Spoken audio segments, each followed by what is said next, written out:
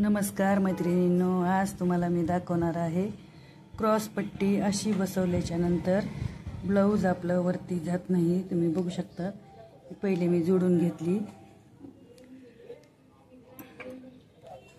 Cut करताना काय करायचं, हे बघा, ही अशी क्रॉस पट्टी असते, तुम्हाला तर माहितीच आहे।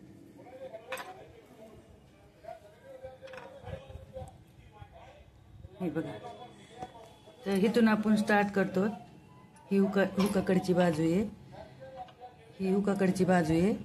तर इथून ते 3-4 इंचापर्यंत थोडंसं सरळ म्हणजे राहून द्यायचं, आपण कट करतो तसं तर।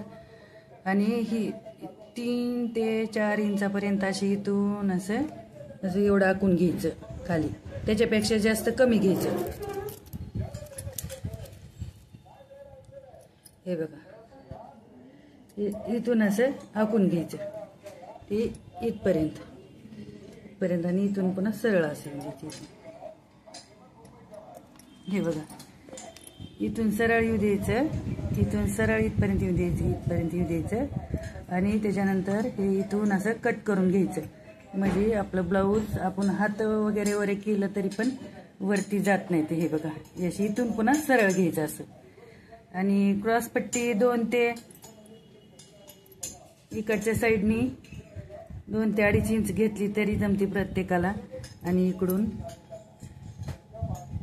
2.5, 3, 3, 3.5, 3.25 एकदम परफेक्ट अशी बसती। तुम्हाला मी दाखवते, हे बघा।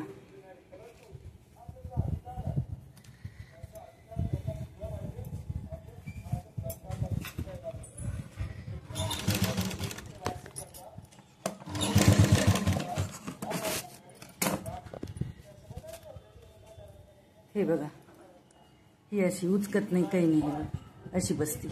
बघा, तुम्ही आकार बघू शकता, किती भारी आकार आला। अशी तुम्ही एकदा ट्राय नक्की करून बघा। आणि ब्लाऊज पूर्ण शिवल्याच्या नंतर मी तुम्हाला दाखवते। मैत्रिणींनो, तुम्ही बघू शकता, तर आपलं ब्लाऊज शिवून तयार झालेलं आहे। बघा, क्रॉस पट्टी कशी अशी व्यवस्थित बसली, हे बघा।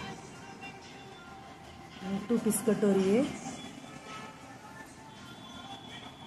बघू शकता तुम्ही, किती छान आहे। आणि फिटिंगला पण व्यवस्थित बसते असे। गोट पण मी सांगते, हे सरळ पट्टीचा गोट आहे माझा, बघा किती छान गोट आला। मी तुम्हाला सांगणार आहे पुढच्या व्हिडिओमध्ये, बघू शकता तुम्ही।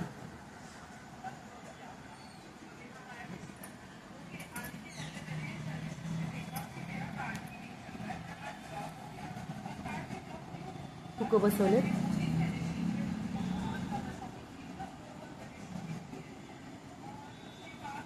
आहे झाले।